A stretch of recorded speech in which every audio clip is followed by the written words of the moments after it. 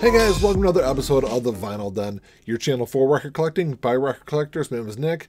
So today I'm going to do an episode and kind of go over some updates that's going on with this whole Mobile Fidelity controversy, and I guess some updates on kind of, where my thought process is and where I kind of think this might end up going. Make sure you go check out all the links down below. There's links for the Vinyl Den merch page. There's also links for the Vinyl Den Facebook group, the Spotify and Apple Music weekly playlist that we put together. There's also a link for the Vinyl Den Patreon page, so make sure you check all that out. Of course, if you enjoy the episode, make sure you give the old thumbs up, hit that subscribe button down below, and make sure you hit that notification bell so you're notified every time I release new episodes. So a couple of weeks ago, I did a video on this whole Mobile Fidelity fiasco, and really kind of thought that was going to kind of be the end of it. I didn't plan on doing anything else. And then after the conversations that we were having in the comment section, and then some conversations I had on social media, I feel like I feel like the point of my video really kind of got lost, and I didn't really kind of clarify some of my points that I was trying to make in that video. I will start off by saying, I should have said this in the first video, I think I kind of did in a really short kind of way, is I don't really have a whole lot of skin in the game. As far as like Mobile Fidelity albums go, I've only got 3.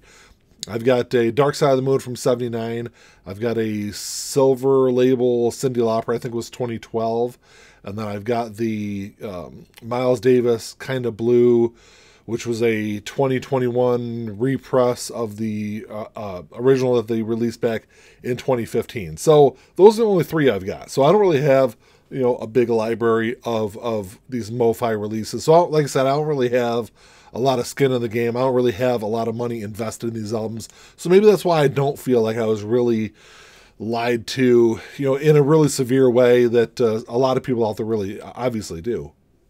Another point I was really trying to make in that first video was that I think Mobile Fidelity did 2 things here. One of them I felt was kind of a good thing, and one of them I obviously thought was a really bad thing, but maybe I didn't really kind of stress that the way I really should have in that first video. Obviously, MoFi has lied for, I don't really want to say lie. I will say that MoFi has misled for a long time about what their mastering process is, but I don't really know how much of that was the fault of some of the people that were actually out there talking about it. I saw some interviews with some MoFi. They looked like representatives, so I don't really know if they were. I'm sure that MoFi really kept this whole digital piece in their chain very quiet for a really long time. I'm sure it was limited to just a few people that actually knew what was going on. So when I saw interviews with representatives out there talking about their mastering process and stressing that it was all analog, they probably didn't know any better. So people look at that and say, oh, well, they did lie about it. But I think it was just something where they just didn't know any better. They didn't know, these people in particular didn't really know what was going on behind the curtain. So if you don't really know the background of Mobile Fidelity, for years and years, decades and decades, they built this reputation of being high fidelity, creating some of the best sounding records available in the market.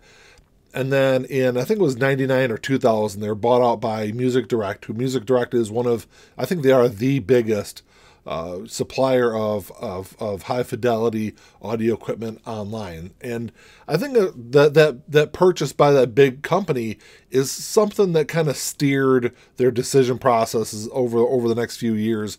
And I think it's kind of led us partly to where we are right now, where Mobile Fidelity, obviously they weren't going to come out in whatever year that was they started this process, whether it was 2008, 2006, whatever it was, when they started doing this digital process, they weren't going to come out and say that because they didn't want to give away the fact that they were doing something that was kind of went against what the long-standing history of Mobile Fidelity was. So they didn't want to really kind of spoil that market moving forward and kind of hurt their business. I think that's, like I said, it seemed like a business decision to kind of hide what their recipe was. I went back and watched the interview again that Mike from the In-Groove did with the guys over Mobile Fidelity. And the second time through the video, I kind of noticed something. There was a couple of questions where they kind of dodged them and kind of, change the subject in kind of an artful kind of way. And so I guess seeing that and seeing their reaction, I kind of, like I said, I get the anger and the frustration a lot of people have, especially people that have spent, thousands upon thousands of dollars for these records in their collection. But moving forward, it's going to be interesting to see. I see that Mobile Fidelity has already updated their website and updated a lot of the albums on there to say what kind of DSD files were used on them. And a lot of them are 256 DSD, which is the highest resolution DSD file that you can use. But some of them were surprisingly low. The Miles Davis Kind of Blue that I have is a DSD 64, which is obviously a lower quality, lower resolution file, but it still sounds fantastic. I've got the Analog Productions UHQR Kind of Blue. Sound-wise, I actually kind of prefer the MoFi a little bit more over the UHQR, even though both of them sound absolutely fantastic. There's not a huge difference between the two. So, obviously, even though that is a lower resolution file than, say, the upcoming Van Halen releases, which are all DSD 256, it still sounds, really great compared to other pressings that I have of that album. Mobile Fidelity has definitely lost all credibility with vinyl collectors, with good reason, because they have, and it's something that it's not just something with Mobile Fidelity. It's something that all big corporations do, all big companies do, and that's creative advertising. Mixing words, using things, being kind of shadowy with some of their verbiage that they use in advertising. And that's exactly what Mobile Fidelity did. And like I said, that's why they've lost a lot of credibility. And that's why they've lost credibility with me, too. Moving forward, I'm still going to buy their stuff. They still create great sounding albums. But I wasn't a huge fan of their products before, and I probably won't be moving forward, especially with the price of them. I was interested in the Thriller one step that they're releasing, but I don't really like paying that kind of money for albums, regardless of whether it's going to be an analog product or a DSD product. So even moving forward, I'm not really sure how many of those I'm going to buy. I do know a lot of people out there that have actually canceled a lot of their pre-orders. I know some people that had all of the Van Halen one steps pre-ordered, and they canceled all those. So there will be some damage moving forward to Mobile Fidelity. I don't really know how long lasting that'll be, though. We'll have to see how all that works. I've also seen a lot of people out there calling for Mobile Fidelity moving forward to reduce their prices also. Like I said, the one steps run about $125. If you buy them in store, they're a little bit more from your local stores. But I don't really see that happening. I will say that a lot of people compare this. They're saying, well, if MoFi is using DSD files and Analog Productions is using the same DSD files to create SACDs, basically it's just an SACD on vinyl, and if I can buy the SACD for X amount of dollars, why is the the one step or the MoFi release 3, 4, 5 times that same price? And I think there is some validity there, but I bought some SACDs that aren't the $35 you can buy them online. I paid, $40, $45, $50 for some of them in some instances. But if you're taking one of these new one steps and it's, DSD 256, it's a higher resolution than what anyone's using to create a super audio CD. So there's a different dimension to the audio. There's obviously a different process when you're talking about creating packaging and pressing vinyl. There's going to be added costs there. So I guess I could see maybe them dropping the price to $100, but I don't see them ever dropping it below that. I think anything below $100 is, like I said, I don't see them doing anything. I think they'll probably keep moving at $125 moving forward. I'd like to see them drop it a little bit. I think that would probably mend the fences a little bit with some of their patrons that has, like I said, have spent thousands upon thousands of dollars on their products. But like I said, I don't really see that moving forward. I think they're a big corporation that looks at it and says, look, we'll take a hit now, and eventually we'll kind of recover and kind of keep moving forward with what we're doing now. I don't really see anything changing in that area of it, at least. But I think there is some silver linings to these clouds. I think that, obviously having the transparency that we're seeing on their website, I think is a good thing. I'd love to see the same thing with, other big labels out there, whether it's Analog Productions or whoever it is, to be more transparent with the sourcing of their music. Because I'm not going to lie, I don't think, was I shocked that Mobile Fidelity was doing this? Absolutely not. Would I be shocked that every other label out there is doing the exact same thing? Absolutely not. I think it's something that is probably pretty common in the vinyl industry right now, and probably has been for the last 2 decades, or at least decade and a half. So I'd love to see the same transparency from other labels that what we're seeing here. I'm also really kind of impressed with the level of audio that we're getting from these One Steps and some of these other MoFi releases, at least the ones I have, that sound absolutely fantastic.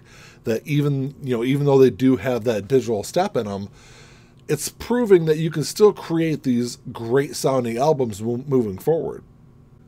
I'm sure everyone out there remembers that Universal had that big fire back in 2008 and lost. Universal Music Group is the largest label in the world. So in that fire, they lost a lot of masters for some of the greatest albums out there.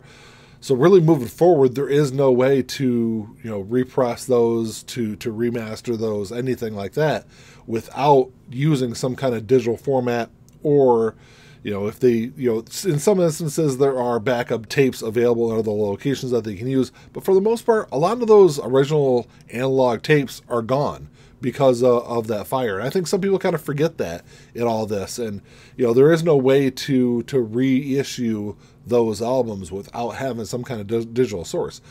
And I've read articles from engineers that have actually talked about that they've copied CDs, ripped a CD, mastered it, and actually put out pretty decent sounding records. So obviously I don't want to see something like that moving forward. I don't want to see us get to a point where we're just copying CDs and pressing them on vinyl. I'm fine with a high resolution DSD file moving forward. If that's the best way we're going to get these kind of processings out, I'm fine with that. And I think that's kind of like I said in my last video, that's kind of the evolution of where music is going, especially since most music over the last 25 years has been recorded digitally anyway. So, it's kind of a mixed bag. I can see some positives in some of this stuff, but obviously there's some big negatives here that Mobile Fidelity needs to do a much better job moving forward and kind of cleaning up and kind of trying to spin this in a positive way, because so far over the last couple of weeks, frankly, they've done pretty bad. They've released one statement with an apology and kind of try to be a little more transparent on their website, but they got a long way to mend those fences with their customers. Well, that's all I got for you guys. Thanks for checking the show out. I wasn't really planning on doing another episode on this whole MoFi gate thing, but I just felt like after going back and watching my last video, I wasn't really clear on some of the stuff, some of the issues I had with it, and the fact that I do understand a lot of people's frustration out there. And I don't know, we'll see moving forward what happens with Mobile Fidelity. Like I said, I'm still going to buy their products if there is an album out there that I'm really looking forward to. Because like I said, with the prices at $125 a piece, I kind of have a problem buying some of those albums. The Miles Davis I picked up, I think I paid $55, which obviously is a great. I think it's a good price, especially when you look at the stuff that Analog Productions is putting out. They charge $60 for their albums, so I think it's kind of a good price for those higher fidelity albums. But I don't know. Drop me a comment down below. Let me know what you guys think about all this. If you enjoyed the episode, make sure you give me the old thumbs up. Hit that subscribe button down below. And that's all I got. Until next time, keep on spinning. Peace.